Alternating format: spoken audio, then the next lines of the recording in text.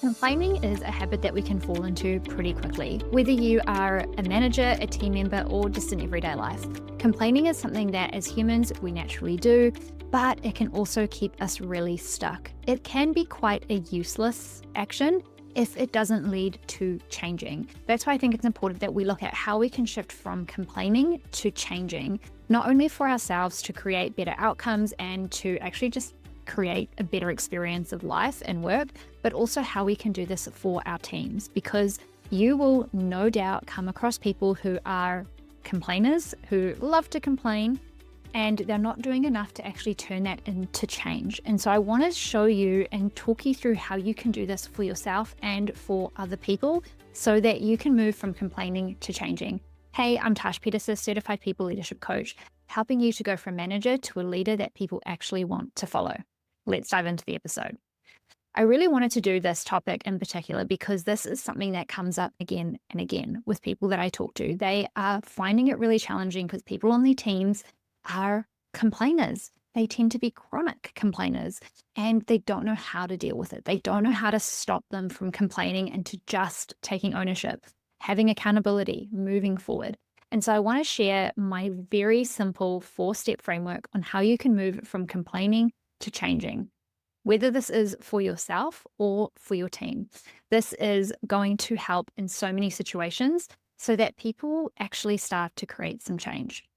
But what I want to do is I want to talk about complaining first. Why do we even do it? What is the psychology behind complaining? If this is an inherently negative thing that we view, why is it that we do it? Well, first of all, what is the definition of complaining? It's the expression of dissatisfaction or annoyance of something. We're dissatisfied, we're annoyed, we don't like it, we're unhappy with it, so we complain.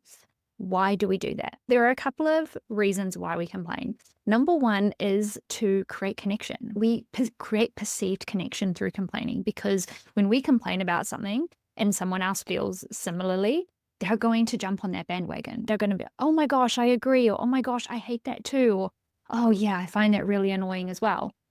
And then all of a sudden, there is this perceived connection between that person because now we're relating to the same thing. The next pro to why we complain is because there is a sense of validation.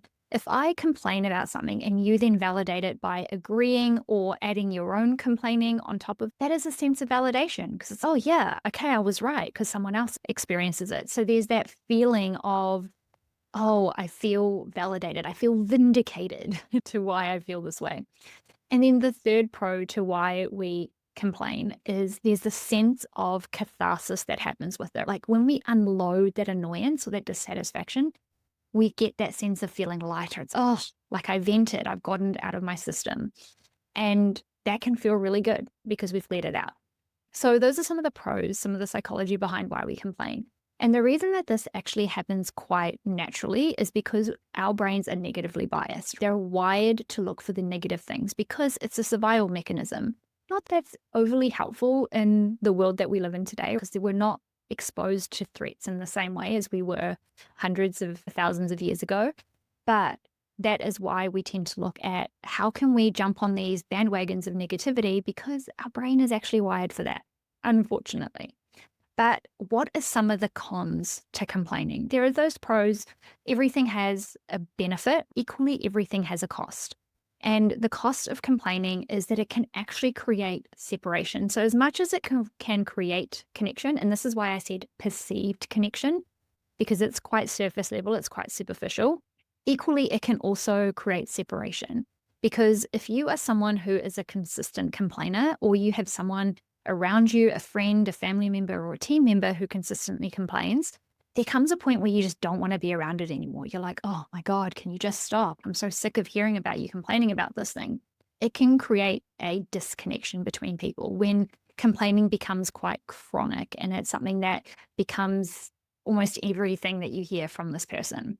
So it can drive that disconnection.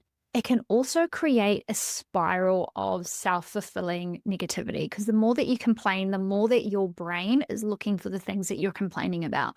So you might have noticed this with people who complain a lot around you. It's like they seem to just have more things to complain about. And it's, oh my gosh, is there anything actually good in their life?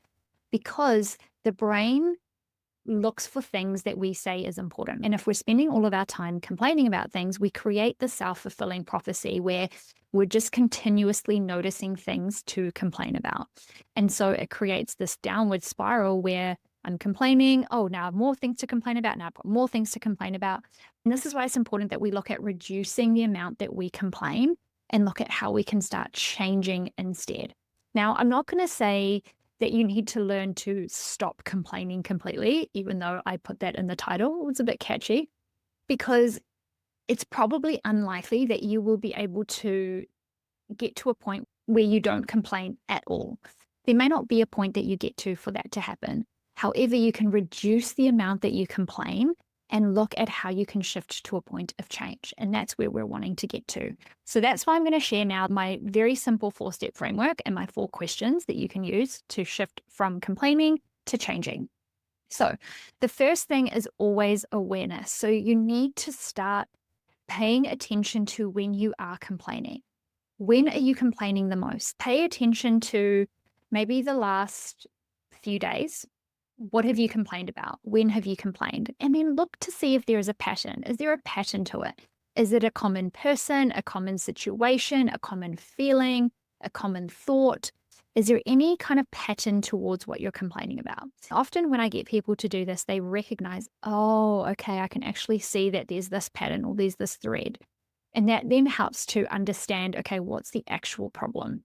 So really important to notice, when are we complaining the most? If you're looking at this from a manager perspective with your team, when do you notice your team complains the most? Is it a particular person that's complaining the most? Is it collectively as a team? Is it a particular situation that they're finding things to complain about?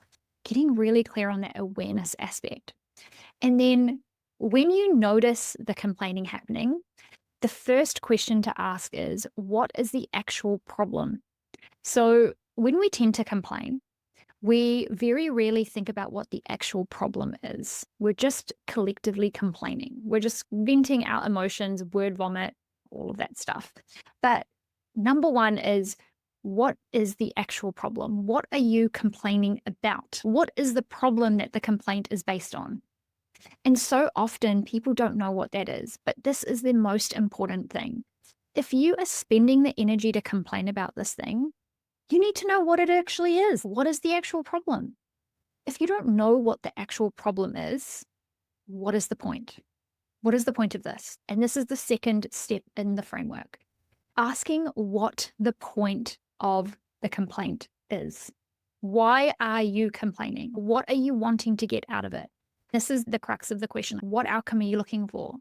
So many people complain because it's habitual, because we just naturally just complain. However, we want to start challenging ourselves and going, what am I actually wanting out of this complaint? So I'm complaining about something. What is the outcome that I want from it? Right? If I'm complaining about my workload, what is the outcome I want? Okay, I want my manager to review my workload to lessen it. Great. That is going to help shift how I might communicate that. Because by default, the complaint is just expressing the annoyance and the unhappiness, but it's not directed in a way that's actually useful. So we want to know what the outcome is that we're looking for so that we can reframe how we might actually articulate our dissatisfaction, so that it's not just an open-ended complaint, but it's a directed statement or request to get something. The second part of this framework is getting really clear about what outcome are you actually looking for? What are you wanting out of this complaint, so that you can then go into the next step, which is, what action can you take to create the outcome that you want? So when you get clear on what outcome you're actually looking for, what is the purpose of this complaint, you can then ask the question, what action do you need to take in order to create that outcome? So these questions you can ask yourself, or you can ask someone else. If you're wanting to pull someone out of a complaining cycle, these are the questions you can ask them. Okay, what's the actual problem here? Okay, let's get that clear. What outcome are you looking for? Okay, you've got the outcome, you know what it is that you want. Okay, what action are you going to take to get that outcome? What needs to happen in order to get that outcome for yourself? And this is where it's really important to think about language. Accountability happens with you language. So if you want to make sure that this person that you're talking to move them from complaining to changing, if you want them to be accountable to this, you need to make sure that this stays with them. You need to ensure that they take responsibility for this. So, what are you going to do to create that outcome? What action are you going to take to make that happen? You language is really important. So, that is step 3. What outcome are you actually wanting out of this? And then step 4, what accountability or support do you need in order to make this happen, in order to take this action? This is a really important one, because if there is no accountability, if there is no responsibility attached to this, people are just going to go back to complaining. And to let you know that this is not something we can control. We can't make someone do anything. However, we can be the catalyst for them to do something different. If we let people continue to complain and get stuck in those cycles, we're enabling that. We're enabling people to keep complaining because we are not willing to challenge them to create change. So we can almost look at this in like a diagram of complaining, challenge, change, right? Complain, challenge, change. So they do the complaint, we challenge them, and we influence change, right? So complaining, challenge, change. That's what we want to look at, right? So someone comes to complain and we use our questions. What is the actual problem here? What is the outcome that you're looking for? What action are you going to take to help create that outcome? And then what accountability and support do you need to make that happen, to create that change? That's it. That is the 4-step framework. It is not rocket science on how we can move from complaining to changing, but it is about practice, and it is about the willingness to be challenged and the willingness to challenge other people. Because look, the thing is that complaining really produces nothing. Yes, there's pros in terms of it can create perceived connection. It can make us feel better in the moment. It can make us feel validated. It can make us feel lighter. Sure, those are all very egocentric things. It's, I feel good about this thing. But actually, it doesn't create fundamental change. It doesn't actually make things better. Because the other aspect of complaining is we're staying in this victim mentality of, I'm just going to complain about things being shit and things not working and things being terrible, but I'm not actually willing to do anything to make it different. So that victim mentality actually just keeps us in that cycle. If we think about the drama triangle, keeps us in that cycle. But what we want to do is we want to look at, how can I actually look at creating change? And that is through challenging. So what are the challenges that I need? And how can I challenge other people to help to shift to that space of change? And it's those 4 questions. I'll say them again. What is the actual problem? What are you actually complaining about? What outcome are you looking for? Why are you complaining about this? Number 3, what action are you going to take to create that outcome? What are you going to do for this thing to stop being terrible, for this thing to stop being something you're complaining about, to create change? What are you going to do? And then number 4, what accountability and support do you need to actually create that action, to take that action, to create that change? Because there are things that you can absolutely do on your own. You can just forge ahead and do it, and that's amazing. And there are going to be things where you're going to need some accountability and support around you, whether that's you as their manager helping them to push through and to create that change, whether it's them seeking out other help. If it's for you and you're creating change for yourself, maybe that's getting a coach, maybe that's getting some support to help create that change. Ultimately, we want to look at, how can I make this change easier? And that can often be having some accountability or support in your corner to help you do that. So that's the 4-step framework. What is the actual problem here? What are you complaining about? What outcome are you looking for? What action are you going to take to help create that outcome? What accountability and support do you need to make that outcome happen, to make yourself take that action? And then it's a consistent practice. The more that you practice this, the easier it will become over time. And as always, I just want to finish with some mindset reminders, because this is what's going to be really helpful for you. Complaining is not an easy thing to change, like I said before, because we're wired for that negativity. But you can start noticing when you're complaining and start asking yourself these questions. What is the actual problem that I'm complaining about? What can I do? What is within my level of control to create change? Just start there. That's it. Just start there. Use these questions on other people. I've already been speaking about this throughout the episode, but this is really powerful for yourself if you find yourself complaining a lot and you want to break that cycle for yourself. But these are really important and powerful questions to use on your team if you have some complaining cycles happening within your team, or within your friendships, or within your home life, or with anyone, right? Within your partner. These are questions that can be really helpful. And then finally, we choose what we don't change. When you allow complaining to continuously happen without challenging, without questioning, you're creating a culture of where that is acceptable and where that is okay. And so it's really important that if you want to create a culture that is focused on people taking ownership, they're creating change, they're doing great work, they're working within the element of control, start asking these questions, start evoking change, and stop tolerating constant complaining. Now, I'm not talking about like just the one-off complaining, venting here and there, of course. But if this becomes a consistent problem that's actually inhibiting people from doing good work, that needs to change. That needs to be stopped. And this framework will help you to do that. I want to let you know that I've got some spaces open for my Leadership Blueprint offer. This is a small coaching package that can be really helpful if you are wanting to level up your leadership skills or work through a particular challenge that you are working through right now. So what this includes is a leadership skills deep dive audit. So you will audit your leadership skills, find out where the gaps are so that we can work on that. You'll get a 75-minute coaching session with me that includes creating a bespoke action plan for you that you can take away and implement immediately. Plus, you'll get 2 weeks of ongoing support via Voxer.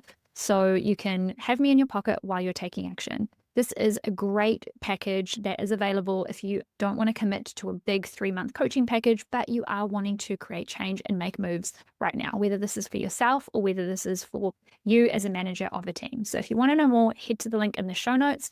You'll find out all of the information there and you can book your spot. All right, that's all from me today. I really hope you enjoyed this episode. As always, I appreciate a rating or review or a message to let me know what you took away from this episode. And I'll be back in your ears next week. Have a good one. Hey, that's all from me today. Thank you so much for listening to Lead With Less. It means the world to me if you could take a moment to leave a rating and a review on Apple or just rate with 5 stars on Spotify. It means a lot to the growth and the expansion of the podcast. And if you know any other people leaders who could do with a dose of inspiration to level up their leadership skills, then please forward on this podcast to them. I would really appreciate it. And as always, if you have any feedback or have any thoughts, please message me on LinkedIn, Instagram, or email. I'd love to hear from you.